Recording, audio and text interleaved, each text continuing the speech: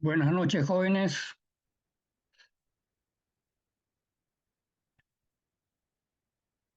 ¿Me escuchan? Sí, doctor, buenas noches. Buenas noches. A ver, vamos a empezar.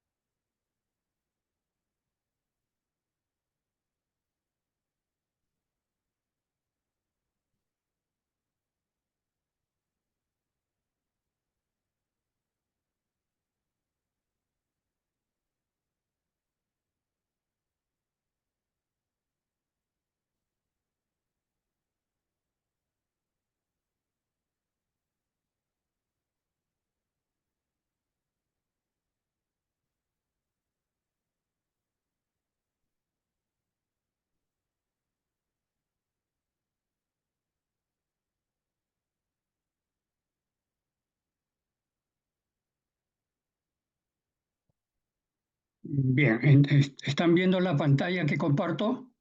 Sí, debe, doctor. Ya. ¿Lo están viendo en su pantalla completa?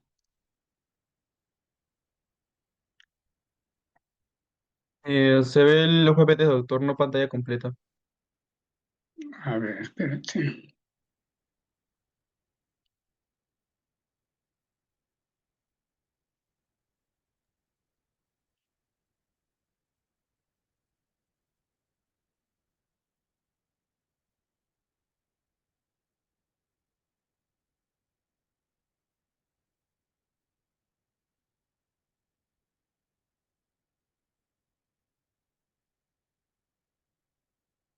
Se me va la imagen.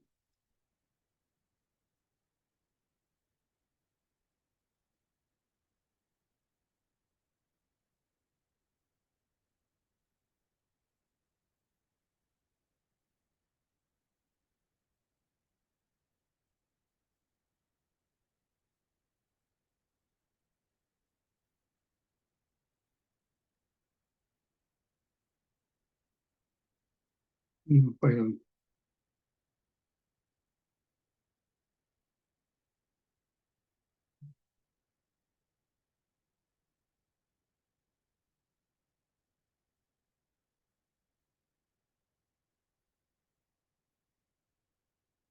Bueno, bueno, en algún momento vamos a poder ver. Estoy tratando de ampliar la pantalla, pero ¿por qué me pasa esto?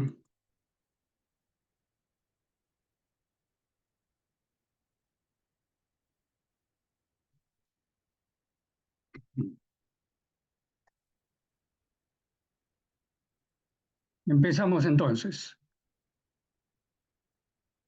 El tema que vamos a tratar hoy día es enfermedad pulmonar obstructiva crónica, ¿correcto? Ah, esta entidad clínica es relativamente frecuente en los centros de salud de referencia y Es sumamente importante que ustedes que están introduciéndose en la práctica clínica aprendan a reconocerlo, porque es una enfermedad que tiene bastantes repercusiones desde el punto de vista clínico y que no conocer las pautas para llegar a un diagnóstico temprano significa probablemente que el paciente agrave la enfermedad poco a poco sin conseguir un alivio significativo de la enfermedad debido a que no se interviene tempranamente en el diagnóstico para un manejo adecuado. La tos y la disnea, y esta que va progresando hacia la insuficiencia respiratoria, es la característica de esta enfermedad. Pero muchas veces se soslaya esta sintomatología porque la tos está presente en múltiples situaciones clínicas que afectan el aparato respiratorio. Entonces, se piensa en muchas etiologías, pero si no se tienen los fundamentos para conocer y diagnosticar esta enfermedad, pues, repito, no estamos haciendo lo correcto. Así que esa es la idea hoy día en esta charla que vamos a tener, empezar a conocer este problema. Es tan diseminado en la población mundial y generalmente se confunde con otra enfermedad como es el asma, y más aún si es un asma crónico.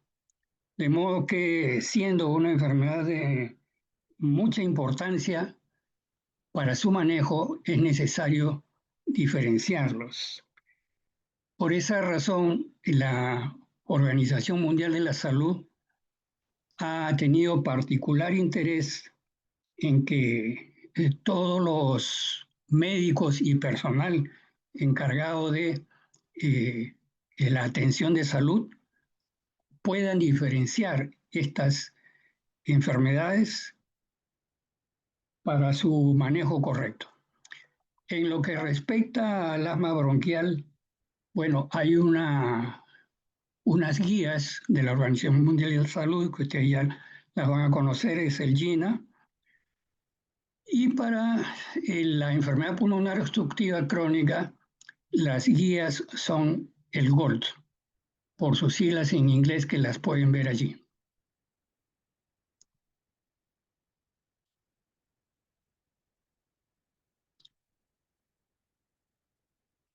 Ahora creo que sí ya lo podemos ver en pantalla completa. Entonces, los objetivos de esta iniciativa mundial es que todo el personal de salud y especialmente los médicos tengamos los mismos criterios para el diagnóstico.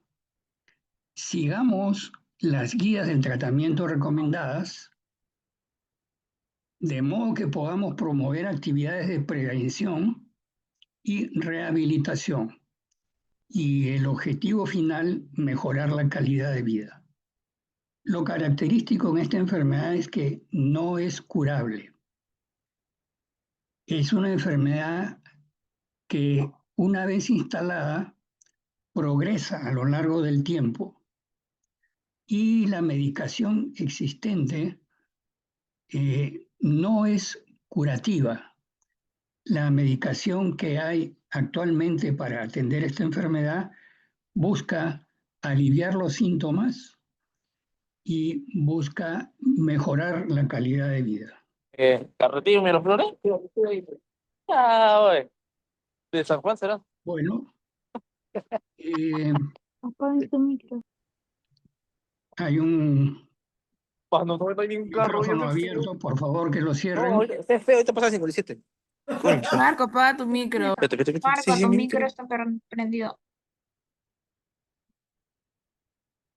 Bien, entonces, esta enfermedad tiene una gran morbilidad y una alta tasa de mortalidad. Estadísticas como las que están en los reportes nos decían hasta hace poco que era la cuarta causa de muerte en Estados Unidos, después de las cardiopatías, el cáncer y el accidente cerebrovascular. Es la cuarta causa de muerte en el mundo, matando más que la tuberculosis y el cáncer. Y a partir del 2020 hasta la actualidad, ya no es la cuarta causa de muerte, es la tercera causa de muerte en el mundo. ¿Ok? En el 2012 murieron más de 3 millones, que eso representaba el 6% de la mortalidad en el mundo. Miren cómo ha ido evolucionando las diferentes enfermedades, ¿no? De modo que en el año 90, en la década del 90, la enfermedad pulmonar obstructiva crónica era la sexta causa de muerte en el mundo. Actualmente el EPOC es la tercera causa de muerte en el mundo. Esta diapositiva es bastante antigua, pero no deja de seguir siendo cierta. Enfermedades coronarias, los accidentes cerebrovasculares, otras enfermedades cardiovasculares y mortalidad por otras causas, todas a medida que se ha ido mejorando el conocimiento de estas enfermedades y a medida que se ha ido descubriendo mejores medicamentos para tratarlas, han ido bajando las tasas de mortalidad. Sin embargo, la enfermedad pulmonar obstructiva crónica ha ido aumentando y lo sigue haciendo hasta la actualidad. Esta es la razón por la cual el interés de la Organización Mundial de la Salud en que todos los médicos y el personal de la salud tenga un mejor conocimiento de esta enfermedad para poder manejarla adecuadamente. Hay metaanálisis en muchos países que nos demuestran que el tabaquismo es la principal causa de la génesis del EPOC. Su prevalencia es más alta entre los fumadores y exfumadores que los que no fuman. Es sobre todo en mayores de 40 años y mayor en hombres que en mujeres. Las tasas de prevalencia siguen aumentando tanto en hombres como en mujeres, pero siempre hay una predominancia de mayor cantidad de varones. Entonces, la Organización Mundial de la Salud estima que existe más de 1 billón de fumadores en el mundo y esto seguirá aumentando para este año 2025. Aquí tenemos en Latinoamérica un cuadro donde obviamente no está Perú porque no tenemos afortunadamente gran cantidad de fumadores en nuestro país. No hay muchos estudios que nos permitan estar en estadísticas mundiales. Sin embargo, a pesar de eso, es una enfermedad que tiene bastante repercusión en la salud del país. Pero se han hecho estudios de la prevalencia de EPOC en México, Venezuela, Colombia, Brasil, Uruguay, Chile, ¿no? Y la conclusión es que es alrededor de un 7 a 8% la prevalencia. En Colombia es una prevalencia del 8,9%. Pero lo más interesante es que hay un subdiagnóstico de casi el 90%. Solamente un 10% de EPOC se diagnostican bien. Y un gran diagnóstico erróneo, un 64% de malos diagnósticos. Entonces, se menciona la principal causa de diagnóstico erróneo es la subutilización de la espirometría. Es decir, no se plantea la espirometría como un método de diagnóstico de la enfermedad, ¿no?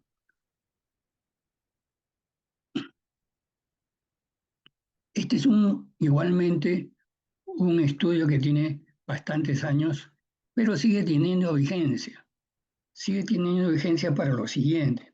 Vean ustedes en el cuadro de las abscisas tenemos la edad, ¿no?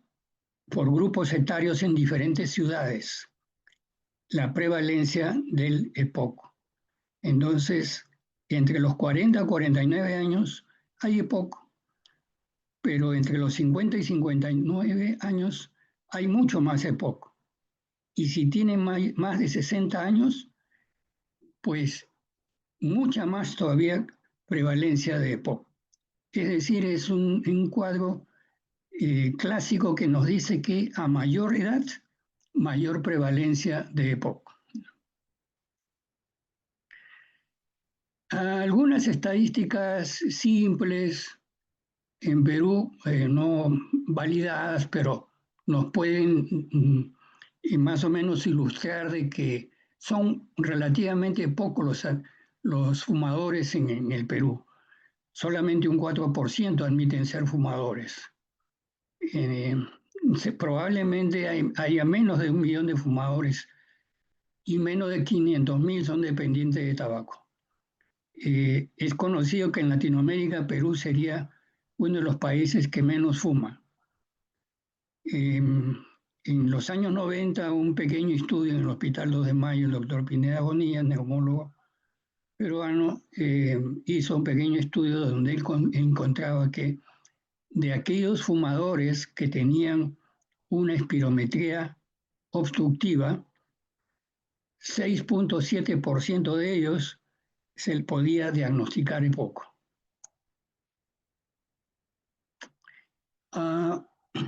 Adicionalmente, comentamos que en el Perú existe una ley antitabaco, la 28705, que prohíbe fumar en lugares públicos, regula y restringe el consumo, ¿no? No hay venta de tabaco a menores de edad y no se permite la publicidad ni televisiva, ni radial, ni por ningún otro medio de la venta del tabaco.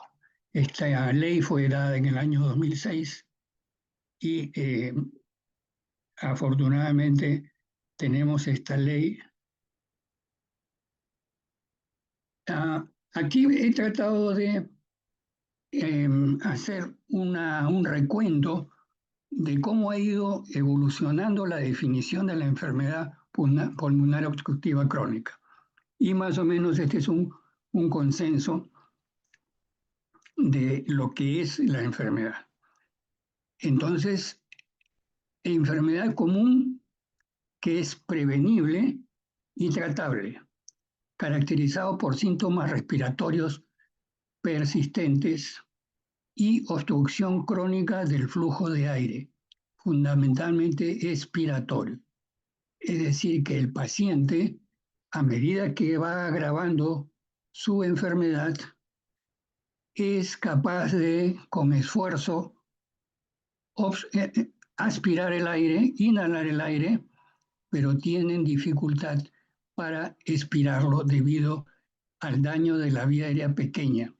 Esto puede ser por bronquitis crónica o daño alveolar en algunas enfermedades que pudieran, por ejemplo, producir enfisema. La magnitud del daño es variable de persona a persona. Esta obstrucción suele ser lentamente progresiva en el tiempo, pero va evolucionando hacia el deterioro. Y esta obstrucción es casi siempre irreversible o poco reversible cuando se utilizan broncodilatadores como medicación. ¿Okay? Es decir, responden poco, casi nada o nada al tratamiento inhalatorio. El consenso es que este daño a la vía aérea es causado por una exposición prolongada a partículas o gases nocivos. Hemos mencionado dos enfermedades como génesis de la bronquitis crónica, génesis del EPOC. Uno es la bronquitis crónica, que se define clínicamente por la presencia de tos y expectoración durante más de 3 meses por año y durante más de 2 años consecutivos, que no sean debidas a otras enfermedades conocidas, sean infecciosas, sean neoplásicas, obviamente. Aquí tenemos una radiografía de un paciente con una bronquitis crónica en la que se aprecian ciertas radiopacidades postinflamatorias y zonas de atrapamiento de aire, como aquí lo vemos. Zonas de atrapamiento de aire que corresponden a enfisema. ¿Qué ocurre en la bronquitis crónica? Un estado inflamatorio crónico de la vía aérea con excesiva producción de moco, glándulas de moco hipertróficas. Esto conlleva a la reducción del calibre de la vía aérea, ¿no? Se obstruyen las pequeñas vías aéreas por acumulación de secreción y que actúan como una válvula. Entonces el aire ingresa, pero tiene dificultad para salir. Y esa presión aumentada por retención de la cantidad de aire, del volumen de aire, con el tiempo tiende a romper las paredes alveolares y dejar zonas de atrapamiento de aire, aire que no es recirculante, por lo tanto es un aire viciado con alto contenido de CO2 y escaso oxígeno. Este es más o menos entonces el cuadro histopatológico que se encuentra en un paciente con enfermedad pulmonar obstructiva crónica por bronquitis crónica. Enfisema pulmonar es la otra causa de la enfermedad pulmonar obstructiva crónica y consiste en el agrandamiento patológico y permanente de los pasos aéreos distales a los bronquioles terminales por obstrucción del flujo expiratorio que favorece la destrucción de la pared alveolar. Este daño estructural alveolar se observa radiológicamente como atrapamiento de aire. Aquí tenemos el tórax de un paciente enfisematoso, donde es característico en una radiografía de perfil el incremento del diámetro anteroposterior del tórax o tórax en tonel, ¿no? Aquí ven ustedes unas radiografías que parecieran mal tomadas porque están negras, ¿no? Pero se debe al atrapamiento de aire, con un descenso de los diafragmas, un incremento de los espacios intercostales, lo que da crecimiento a este diámetro antero-posterior, que esto es característico entonces del paciente con enfisema pulmonar que atrapa aire en los pulmones, aire que ingresa, pero no puede recircular y tiene dificultad para ser expulsado. Entonces aquí la característica histopatológica en la cual hay obstrucción y dilatación de las paredes bronquiales, pérdida de tejido pulmonar, rotura de fibras elásticas y zonas de atrapamiento de aire que van a observarse radiológicamente como grandes zonas negras. ¿Cuáles son los factores de riesgo para la enfermedad pulmonar obstructiva crónica? Exposición a humo, tabaco ambiental, fumar cigarrillos de tabaco y otros. Polvos y sustancias químicas laborales. Contaminación ambiental que ocurra en espacios cerrados o abiertos. Por ejemplo, humo de leña, bosta o durante zafra. Infecciones respiratorias en la niñez, infecciones crónicas y mala situación socioeconómica que va a favorecer posiblemente estas infecciones. En este cuadro vamos a ver una comparación entre lo que es la inflamación de las vías aéreas pequeñas, la remodelación de las vías aéreas y lo que es destrucción parenquimal por pérdida de la estructura alveolar, pérdida de las fibras elásticas.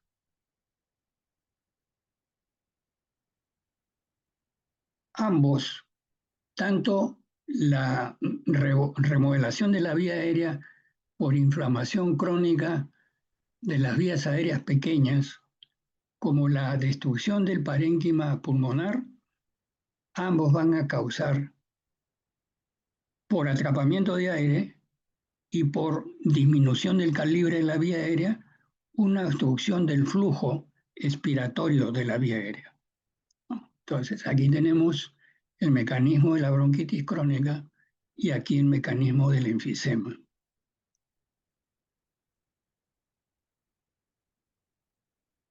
Vamos a comentar también una rápida diferencia entre lo que es el asma,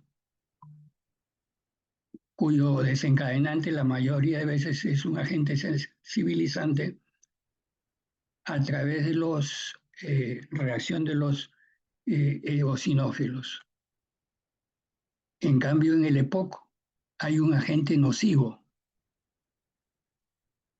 Y hemos hablado que estos agentes pueden ser humos, el tabaco es el más frecuente, los contaminantes laborales, ¿no?, que también inflaman las vías aéreas, pero con participación de macrófagos y neutrófilos. Ambos van a producir una limitación del flujo en la vía aérea, que lo medimos por cálculos espirométricos del volumen expiratorio forzado al primer segundo. Es decir, que el paciente frente a un espirómetro en el cual hay que soplar luego de haber llenado los pulmones a su máximo, se sopla todo lo más fuerte y rápido posible y el espirómetro va a detectar qué volumen sale en el primer segundo. Entonces, tanto en el asma como en el EPOC hay una limitación de la vía aérea, pero la diferencia es que cuando en el asma se aplica un broncodilatador, hay una reversibilidad de esta obstrucción de la vía aérea, de este broncoespasmo. La vía aérea se abre y puede haber una completa reversibilidad, y en las pruebas espirométricas se detecta que ha mejorado la capacidad y aumenta un 12% a 200 mililitros del volumen expiratorio forzado al primer segundo. Es decir, el asma es reversible frente a un broncodilatador. En cambio, en la enfermedad pulmonar obstructiva crónica, haciendo el mismo examen, es decir, medimos con una espirometría basal, le damos un broncodilatador por inhalación y hacemos nuevamente la prueba espirométrica y vemos que ha habido ninguna reversibilidad o una escasa reversibilidad. La mejoría mucho menor de 12% o ninguna reversibilidad. ¿Ok? Entonces, la prueba de la espirometría nos permite detectar si un paciente está con obstrucción de la vía aérea por asma o por EPOC. Pero básicamente el diagnóstico de EPOC se sospecha por historia de exposición prolongada a factores de riesgo, obviamente en personas mayores. Ya hemos anotado desde el principio que esta es una enfermedad de gente mayor, ¿no?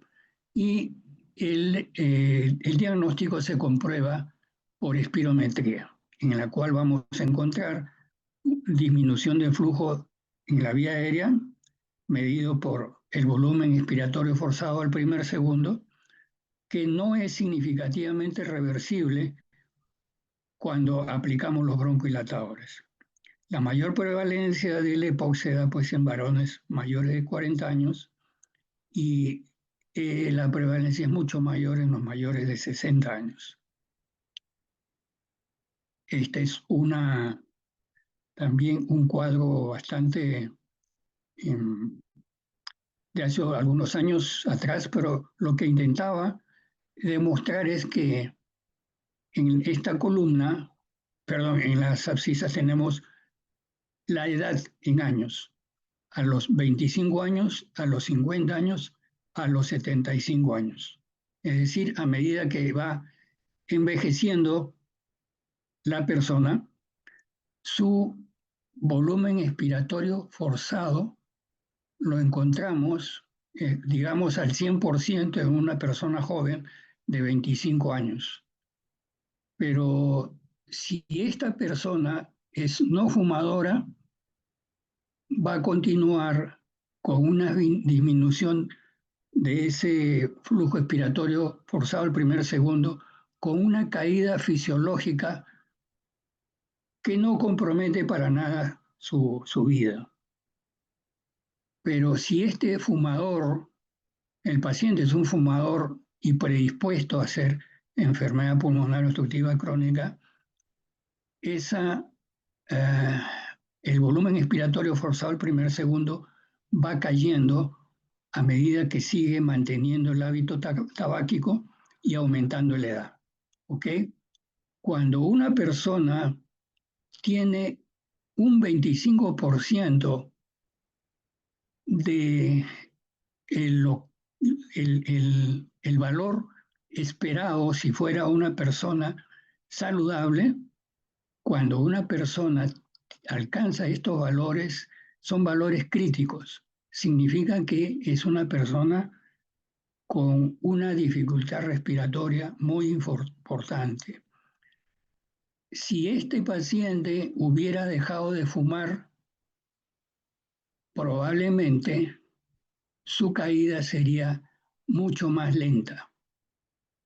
Si ya tiene enfermedad pulmonar obstructiva crónica, el paciente de todos modos va a progresar en su disminución del volumen expiratorio forzado al primer segundo, pero el hábito tabáquico como que hace más larga prolonga la probabilidad de que pierda menos capacidad respiratoria. Definitivamente, el paciente fumador predispuesto que hace enfermedad pulmonar obstructiva crónica severa sigue disminuyendo su volumen expiratorio forzado al primer segundo, es decir, se deteriora la función pulmonar hasta la muerte.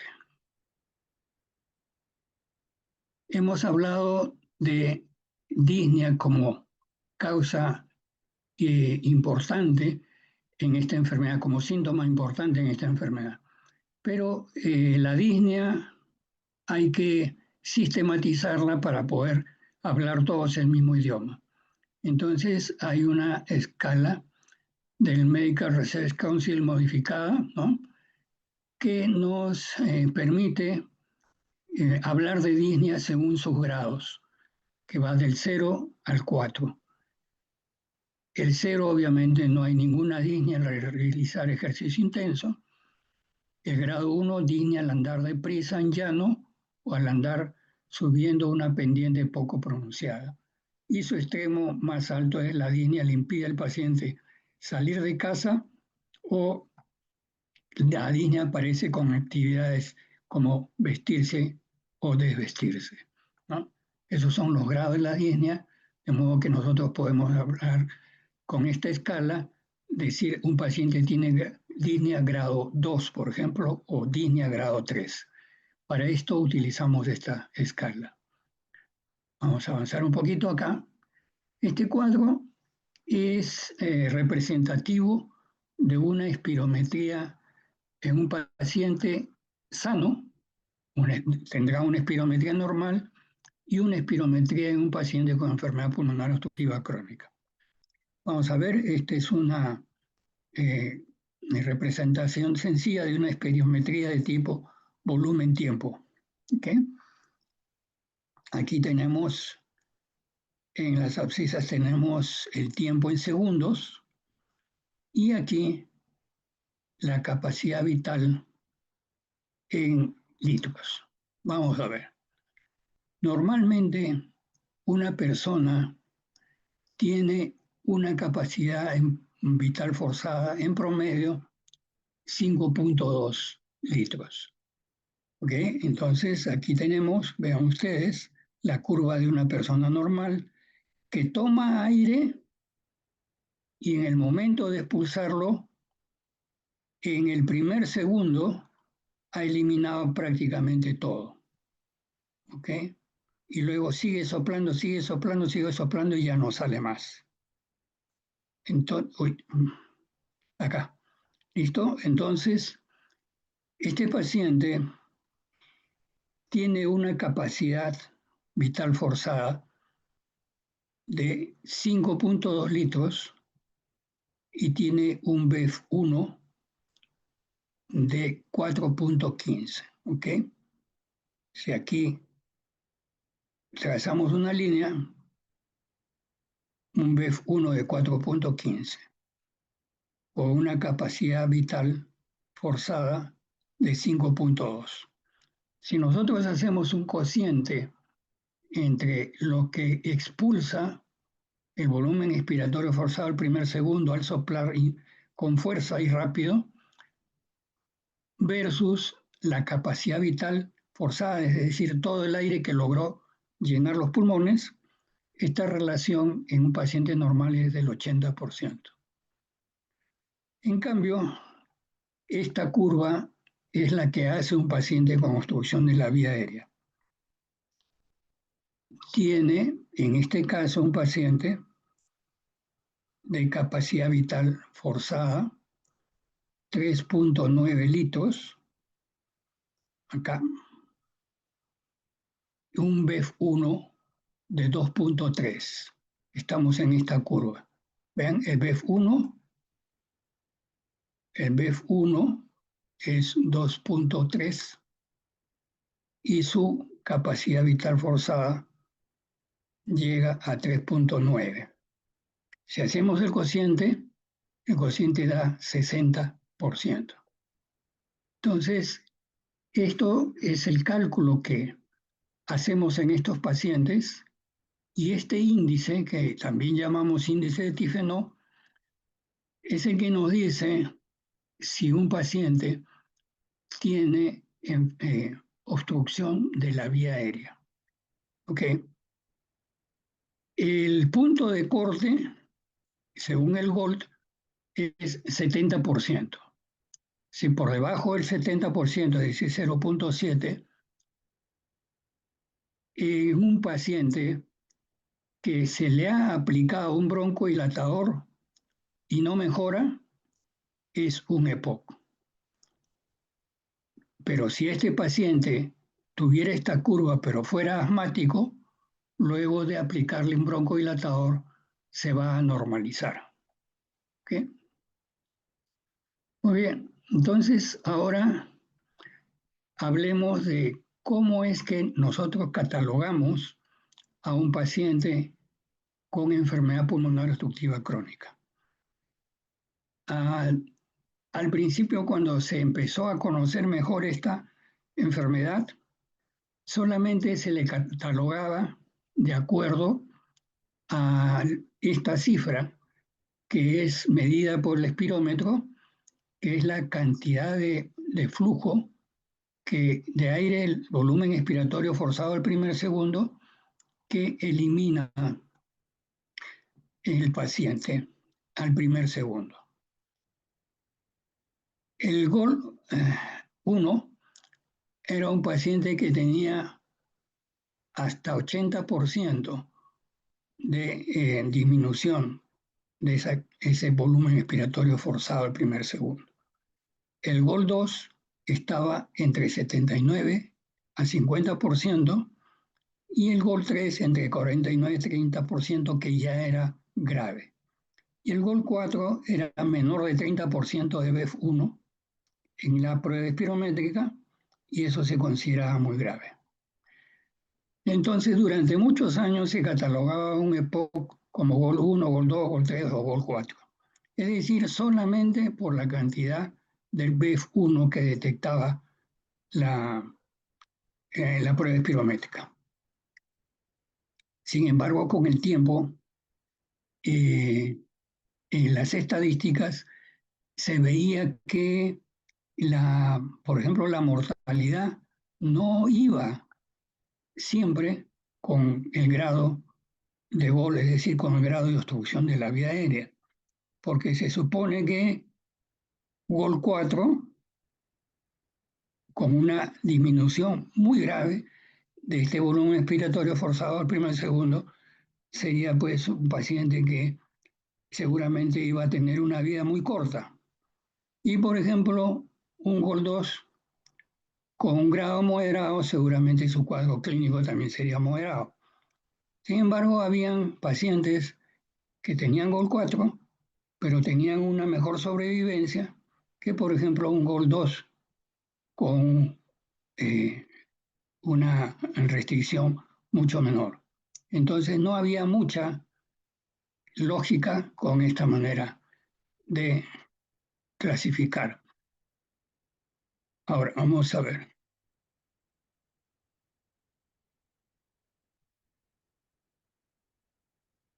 Vamos luego a ver cómo cambia esto con el tiempo.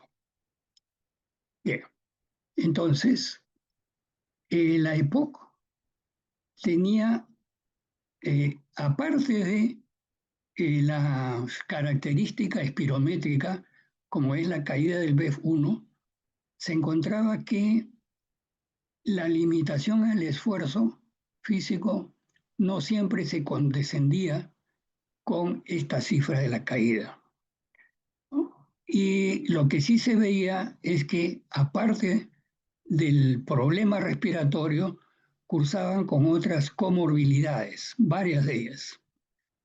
Y eso sí, la calidad de vida era limitada en el tiempo. Pero una de las cosas que más se notaba era que había pacientes que independientemente del GOLD, de la clasificación GOLD, tenían una mayor mortalidad si hacían exacerbaciones agudas, es decir, empeoramiento agudo de su cuadro crónico.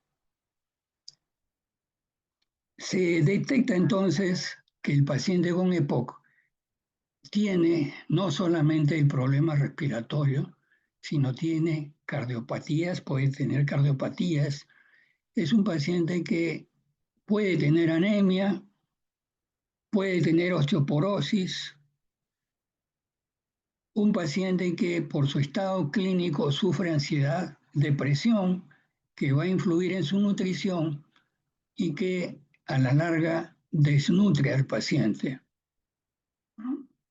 Esto reconocimiento en múltiples estudios evidencian entonces que la EPOC no es solamente una enfermedad respiratoria, sino que se acompaña de una disfunción multiorgánica.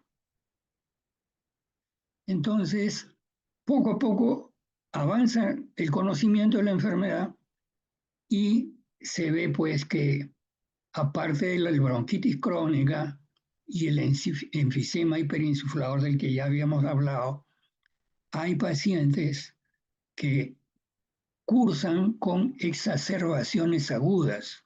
Son un grupo de pacientes que tienen este fenotipo diferente a otros, ¿no? Entonces, resumiendo, enfermedad pulmonar obstructiva crónica, como lo dice su nombre, es un problema crónico. Una vez iniciado en el paciente esta enfermedad poco a poco lo va deteriorando. Pero este deterioro puede durar muchos años. Y hay algunos pacientes que se mantienen a lo largo de mucho tiempo a diferencia de otros que hacen exacerbaciones agudas con frecuencia, una o más de una por año. Y cada exacerbación pone en peligro la vida del paciente. Y hay otro grupo de pacientes que han empezado con un cuadro asmático desde temprana edad de la vida, pueden ser niños o adolescentes, y hacen un cuadro de asma crónico, persistente, es decir, un asma que la tienen a diario durante todos los días de su vida. Este cuadro asmático crónico va dañando la vía aérea y con el tiempo deja de responder a los broncodilatadores, y en ese momento, cuando la vía aérea ya está remodelada, fibrosada, estrechada, ya no es capaz de broncodilatarse adecuadamente con broncodilatador, como ocurre en los pacientes que tienen un asma leve o moderado, pero no es un asma crónica, sino son episodios intercurrentes y episodios agudos, ¿no? Entonces, los crónicos hacen remodelación permanente de la vía aérea, estrechándola a unos calibres que ya no son compatibles con el flujo expiratorio adecuado. Entonces, estos pacientes que inicialmente empezaron como asmáticos y se han mantenido crónicos durante décadas, llega un momento en que por la remodelación de la vía aérea, funcionalmente ya se comportan como enfermedad pulmonar obstructiva crónica. Entonces, estos son los fenotipos potenciales en el EPOC. Entonces, como les decía, ya no se podía catalogar a un paciente con EPOC solamente midiendo cuál era su gol por el volumen expiratorio forzado al primer segundo. Entonces ahora se empezó a tratar de comprender mejor a estos pacientes, añadiendo la disminución del BEF1 en este cuadro, añadiéndole cómo percibía el paciente la disnea y cuántas exacerbaciones al año tenía un paciente. Entonces, un paciente con GOL 1 o 2 por el BEF1 medido en espirometría, con una disnea catalogada como 0 a 1 y que no tenía ninguna exacerbación o tenía una en el año, podría pertenecer al grupo A, GOLD 1 o GOLD 2, clase A. Si la disnea era mayor, igual la disnea percibida por el paciente era mayor de 2, pero se mantenía sin ninguna exacerbación o una en el año, podía ser un GOLD 1 o GOLD 2 clase B. Y luego se hacía la misma clasificación para los pacientes con un GOLD, es decir, un BEF1 mucho más reducido, podía ponerlos en GOLD 3 o GOLD 4, y según la disnea se le clasificaba como C o D. Es por eso que algunos textos o referencias de hace unos 3 años todavía podían ver esto. Pero ya desde el año pasado ya no se clasifica como C o D. Esto es una nueva clase, se ha fusionado esto como clase E. Entonces el GOL ahora puede ser GOL 1, 2, 3 o 4, clase A o clase B o clase E. Ya no existe más el CD. Esto ha sido reemplazado por clase E. Y esto se ha hecho porque tiene una razón de ser. Es un grupo de pacientes que tiene características especiales para el manejo terapéutico. Bien, entonces ya no voy a repetir esto. ¿Qué es lo que tenemos que considerar cuando hay que tratar el EPOC? Básico, si conocemos que estos son los factores de riesgo para la aparición del EPOC, tabaco, humo de leña, contaminación, pues hay que reducir estos factores de riesgo o eliminarlos. Y luego tenemos que considerar que hay una manera de tratar al EPOC estable, es decir, aquel paciente con sintomatología crónica, tos, puede ser expectoración o no, y disnea, pero que a lo largo del tiempo se mantiene estable con el tratamiento sintomático que se le da. Pero hay un cuadro que es, dentro de estos pacientes con EPOC estable, de pronto aparece un deterioro agudo. Ese es el EPOC exacerbado. Y ese tiene otro tipo de tratamiento. En suma, los objetivos, una vez hecho el diagnóstico de un paciente con EPOC, el del tratamiento son prevenir que la enfermedad progrese rápidamente, aliviar los síntomas, mejorar su tolerancia al ejercicio, prevenir y tratar otras complicaciones y exacerbaciones, reducir la mortalidad, es decir, mejorar la calidad de vida. El EPOC estable, entonces, ya lo habíamos dicho, ninguno de los medicamentos existentes para el EPOC reduce la pérdida progresiva de la función pulmonar a largo plazo. Por lo tanto, los fármacos en EPOC se utilizan para aliviar los síntomas y mejorar las complicaciones. Tenemos en el EPOC estable esta medicación. Los broncodilatadores inhalados son de elección. Se administran a demanda o según horario. Y aquí hago una reflexión. Al principio les he dicho que en el EPOC su característica es que tienen poca reversibilidad a los broncodilatadores, a diferencia de la gran reversibilidad o normalización de la espirometría en el paciente asmático que responde muy bien, dilata nuevamente su vía aérea. En el EPOC, a veces nada o a veces poco. Y entonces la pregunta sería, si en el EPOC ocurre esto, ¿por qué damos los broncodilatadores? La respuesta es la siguiente.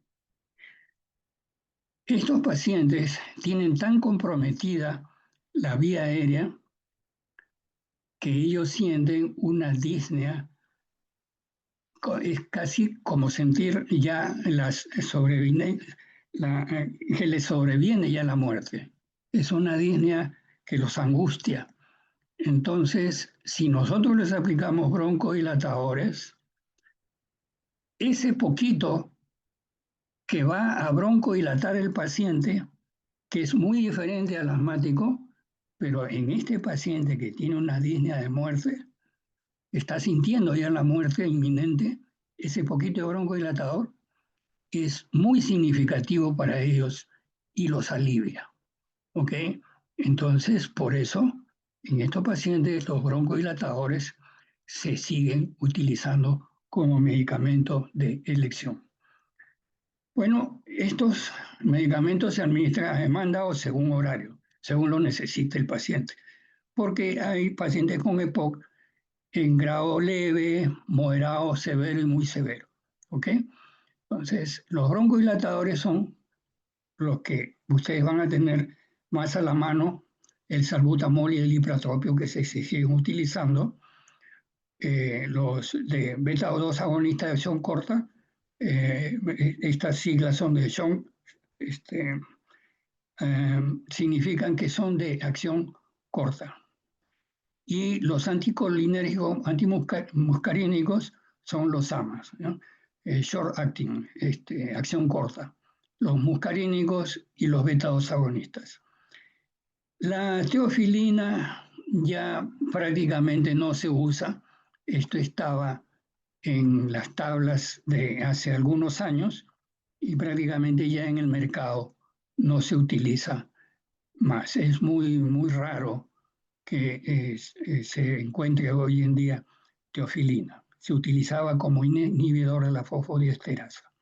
¿ok? Entonces, esto ya pertenece a años anteriores. Lo que sí se sigue utilizando son medicamentos broncodilatadores mejorados que tienen una acción más prolongada. Algunos son cada 12 horas, otros son cada 24 horas. Es decir, los de acción corta que pueden ser necesario aplicarlos cada 4 o 6 horas, los de acción prolongada pueden ser 2 veces al día o algunos mejores todavía una vez al día. Entonces, long acting es lo que significa LA. Entre los beta 2 de acción prolongada tenemos al formoterol, salmeterol y más recientemente el indacaterol. Y entre los antimuscarínicos de acción prolongada están el bromuro de tiotropio y el glicopirronio. Los broncodilatadores de acción prolongada son más eficaces en EPOC de moderado a severo. Su desventaja es que son muy costosos en relación a los de acción corta. En el Ministerio de Salud y Seguridad Social solamente van a poder disponer del salbutamol y el ipratropio. Estos otros, en la práctica privada, en clínicas donde el paciente tiene mejor capacidad adquisitiva. Los corticoides inhalados, si no responden a los beta-2 agonistas de acción corta o a los de acción prolongada, si el paciente tiene exacerbaciones o se confirma eosinofilia mayor de 300, es el medicamento necesario para añadir el efecto, añadir efecto broncodilatador. Como ya les había mencionado, teofilina de liberación lenta, esto ya no se utiliza más. A veces hay que utilizar prednisona, un corticoide de acción corta, y se trata de utilizar por pocos días, 5 o 7 días, y definitivamente evitar inyectables de depósito de mayor vida media por sus efectos secundarios. ¿Okay? Entonces, si hay que añadir prednisona por unos pocos días. El corticoide inhalado combinado con los beta-2 agonistas de acción prolongada son mucho más efectivos utilizarlos en un solo inhalador, tanto corticoide como beta-2 agonista, en el mismo dispositivo, una mezcla. Eso es mucho mejor que utilizar cada uno por separado. Esto mejora la función pulmonar y tiende a reducir exacerbaciones. Por ejemplo, uno de los clásicos que hay de este tipo combinado son el salmeterol y fluticasona, pero obviamente de un poco mayor costo. Los pacientes con EPOC estable se benefician de fisioterapia respiratoria, definitivamente. Mejoran la tolerancia al esfuerzo, alivian la disnea y fatiga. Se puede utilizar oxígeno nocturno bajo flujo y al menos 15 horas por día. Esto aumenta la supervivencia en pacientes ya con EPOC avanzado e hipoxemia crónica grave en reposo. Hay que administrar siempre la menor dosis de oxígeno para conseguir una saturación alrededor de 90 o un poquito mayor de 90. Con eso es suficiente porque estos pacientes tienen cambios fisiológicos. No es necesario darles oxígeno para llevarlos a 95, 98, no, porque estos pacientes ya han cambiado su tolerancia y más bien puede ser perjudicial aplicarles más oxígeno, porque le quitan la capacidad ventilatoria. En el EPOC estable está indicado vacunas antineumocócicas, está indicado también en menores de 50 años con EPOC, vacunarlos contra la influenza, apoyo nutricional, a veces cirugía si hay grandes bulas y el trasplante pulmonar como última medida. Vamos a hablar entonces rápidamente, ya para terminar, del EPOC exacerbado. Un paciente con EPOC, que es una enfermedad crónica, de pronto hace un deterioro clínico, puede ser con aumento de expectoración, esputo purulento, mayor disnea, y todo esto obliga a un tratamiento adicional de rescate. Muchas veces se sospecha de una infección bacteriana o viral o por contaminación ambiental excesiva. Muchas veces no se puede identificar cuál es la causa que exacerbó el cuadro, pero obviamente igual hay que rescatar al paciente de una exacerbación porque puede ser el preámbulo de la mortalidad. Entonces, ya hemos visto que aumentan los síntomas, puede haber fiebre, edema de miembros inferiores, aumentan la frecuencia respiratoria, frecuencia cardíaca, puede haber cianosis, usan los músculos accesorios, fatiga o incoordinación de los movimientos del tórax, movimiento paradójico del abdomen durante la expiración, confusión. Hay EPOC exacerbado sin insuficiencia respiratoria todavía, con una frecuencia respiratoria de 20 a 30, todavía no usan los músculos accesorios, no hay cambio en el estado mental, la hipoxemia mejora con oxígeno por venturi del 28 a 35%. Y en una gasometría no hay retención de CO2 todavía. Entonces, esta exacerbación que no produce insuficiencia respiratoria todavía es una exacerbación en grado leve. Pero si la frecuencia respiratoria es mayor de 30 y empieza a usar los músculos accesorios, todavía no hay cambio del estado mental. La hipoxemia sí mejora con oxígeno por venturi y empieza a retener CO2 en la gasometría por encima subasal o mayor de 50 milímetros de mercurio. Estamos a un paciente con una insuficiencia respiratoria que todavía no tiene riesgo de muerte y está en grado moderado. Pero si la frecuencia respiratoria sigue aumentando, uso de músculos accesorios, hay cambios agudos del estado mental, confusión, somnolencia, hipoxemia que ya no mejora con un FiO2 mayor, hay una hipercapnia muy significativa mayor de 60 o acidosis respiratoria con pH menor de 7,25, fiebre, taquicardia, cianosis, signos de cor pulmonar, arritmia, descompensación de comorbilidades, signo de falla ventilatoria. Estamos ante una exacerbación grave y esto puede ser un paso hacia el fallecimiento del paciente. Ven ustedes entonces la condición clínica que ustedes tienen que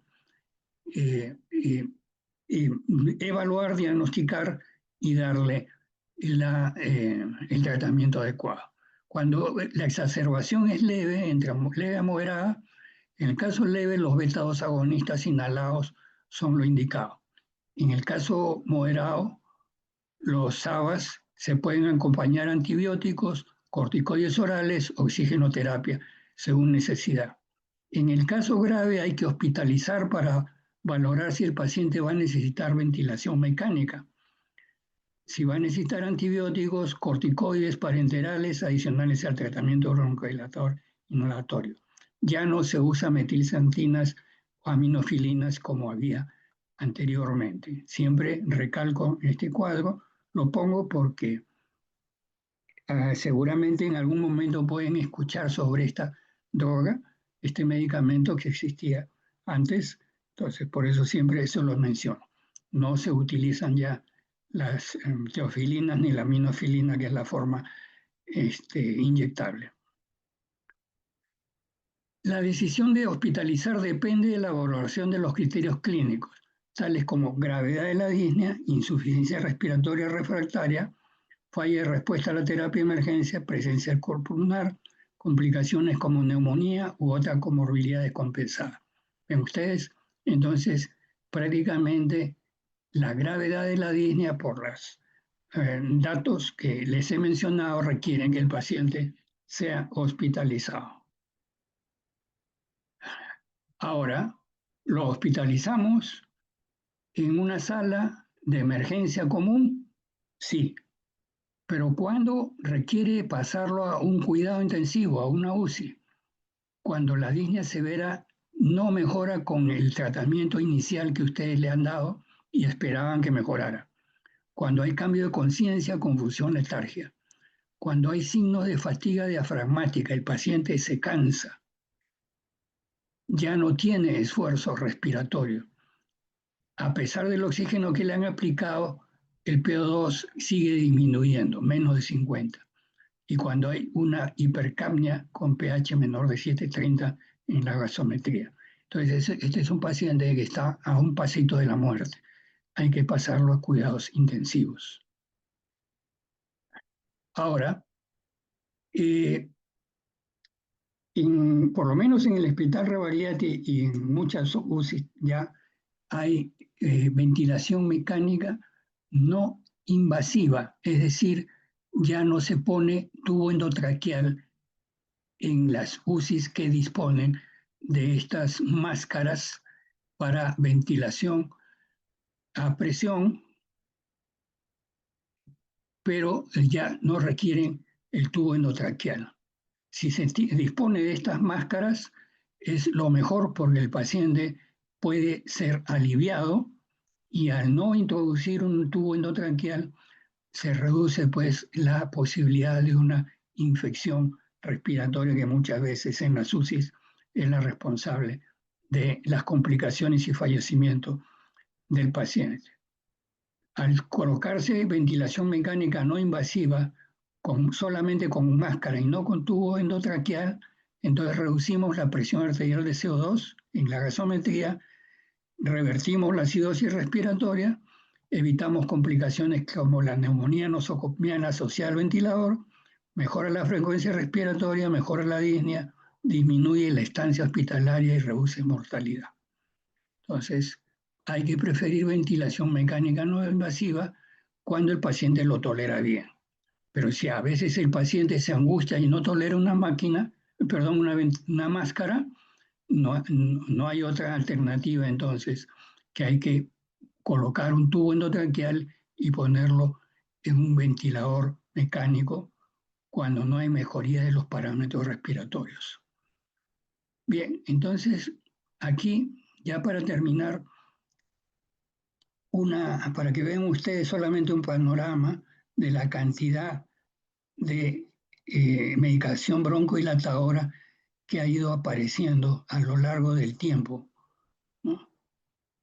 Aquí tenemos los ABAs, salbutamol y terbutalina.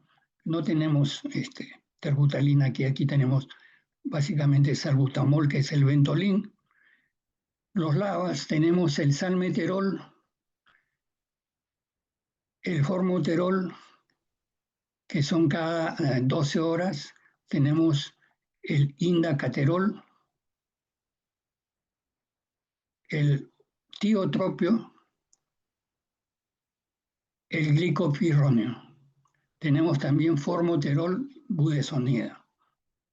¿Okay? Ven ustedes, hay diferentes combinaciones y estos son los medicamentos que utilizamos en el paciente con enfermedad pulmonar obstructiva crónica estable.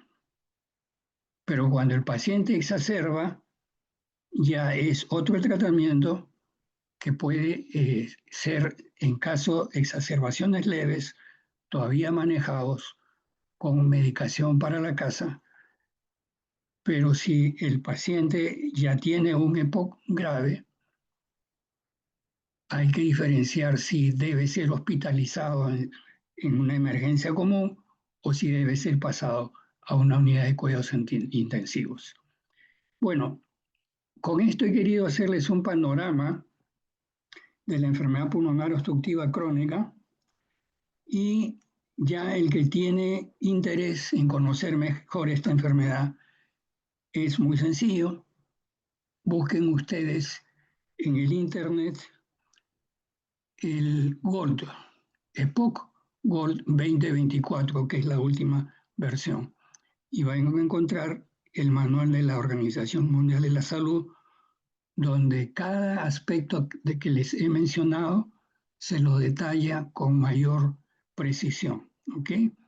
Hoy día hemos hecho una clase introductoria, pero sería muy bueno que ustedes tengan el interés de conocer más de la enfermedad y lo van a conocer mejor buscando el manual de la Organización Mundial de la Salud, el GOLD, ¿ya? Bueno, ¿alguna pregunta hasta aquí para absorberla entre todos?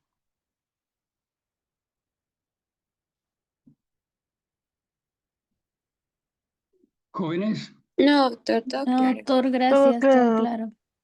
Ajá, perfecto. Entonces, si no hay preguntas, asumimos que lo han comprendido y van a investigar un poco más ya leyendo la fuente original que es el GOL 2024. Muy bien, entonces nos despedimos hasta la próxima clase, amigos. ¿Listo? Gracias, doctor. Gracias, Bien, buenas noches con todos.